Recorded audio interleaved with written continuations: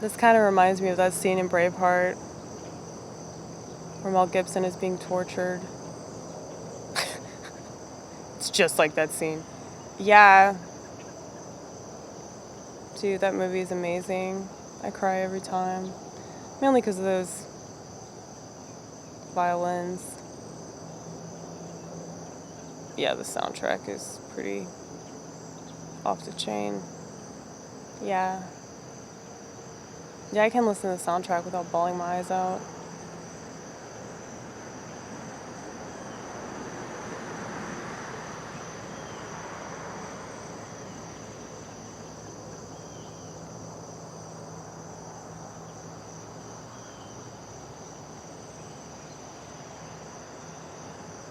God, I wonder if it's going to get to that point.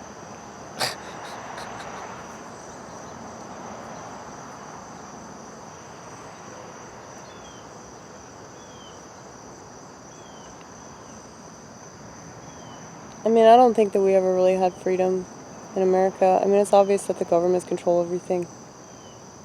So, it's an illusion that we have something because we live in a particular area. You know, it's in your mind.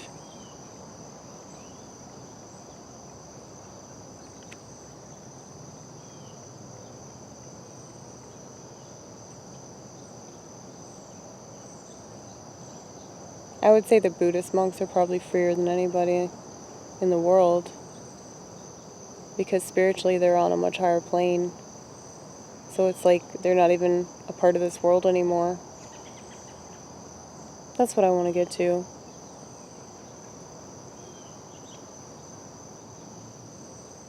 Because I just really want to get to a higher plane. Really do not want to be in this universe.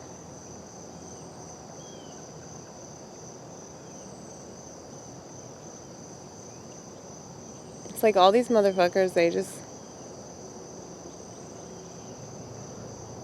can't wait to subject themselves to all kinds of tyrannical bullshit. And all this medical stuff, it's existed for a long time. It's just, right now, it's like a way more extreme version of it. And it's like totally in your face.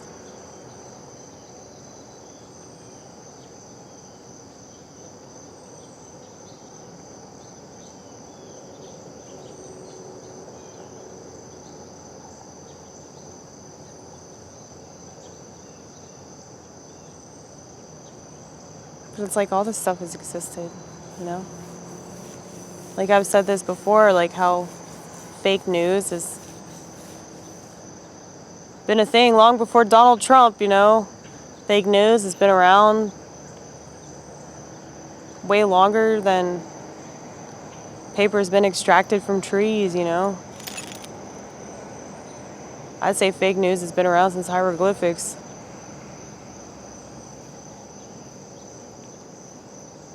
I mean, it's impossible to get the real story anyway because everybody's got a different version of it.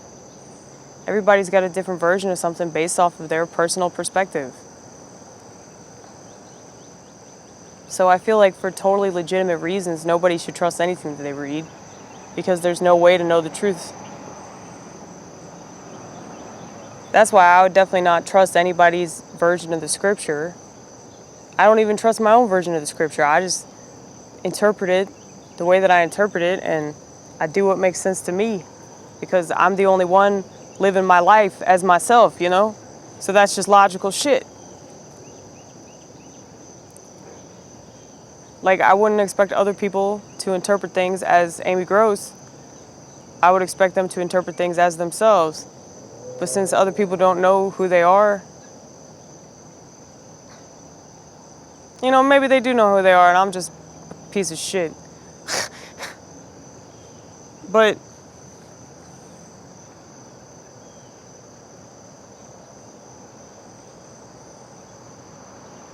I feel like if people knew who they were, they wouldn't feel the need to just constantly announce it or prove that they're that way. Because it would be obvious in their actions. It would be obvious in their day-to-day behavior that they think that way or they feel that way.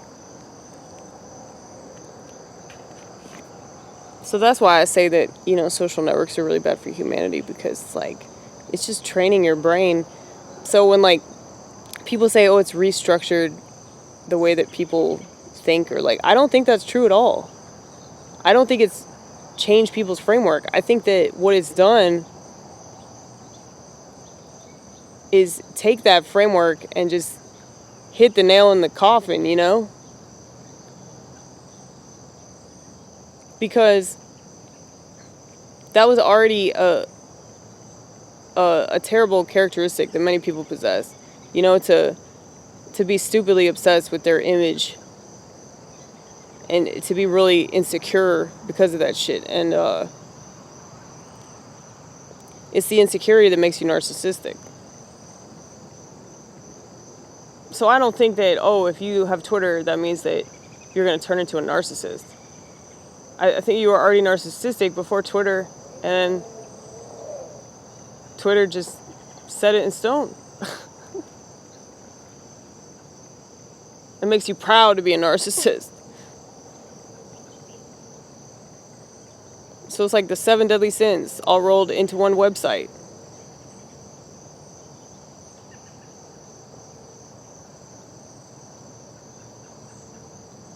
What is it? Sloth, greed, wrath, lust, gluttony, pride. We all know that one. What's the other one?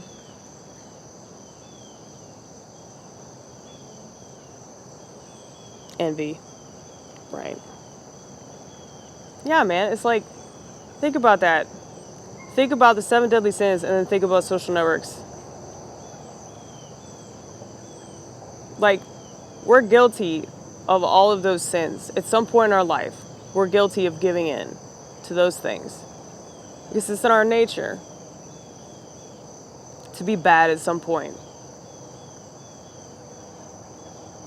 I know some of you think I'm some kind of saint. You're wrong, Lauren. I love you. I try to be now. But I think for a while, because of, you know, trauma and shit like that, you know, I felt justified in being a shithead. But I knew that, though. That's the thing. The whole time that I was in that arena, I knew that it was a bad arena to be in. And I was very well aware of that shit. But I still felt justified in it, though. It was justifiable anger. And I could tell myself that it was fine that I was doing all these really bad things. Like steal shit. And I was a very jealous person. Like, I was so envious of so many people for so many different reasons. And I coveted the motherfuck out of every neighbor.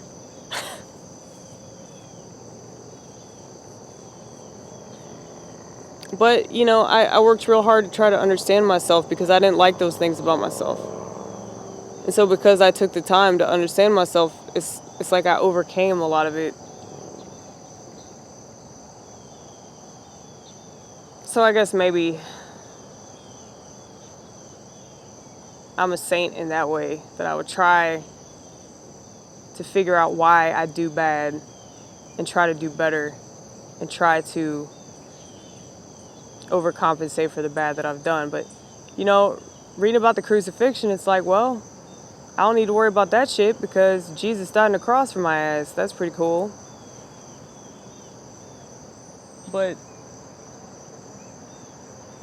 I still need to at least strive to be better and do the right thing. I think that a lot of people get the wrong impression from that crucifixion. They think, oh, well, I can continue to sin. No, that's not what that means.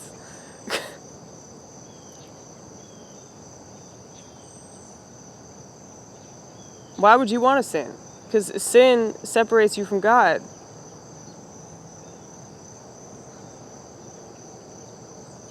So I don't feel like you understand it, son. You either get it or you don't.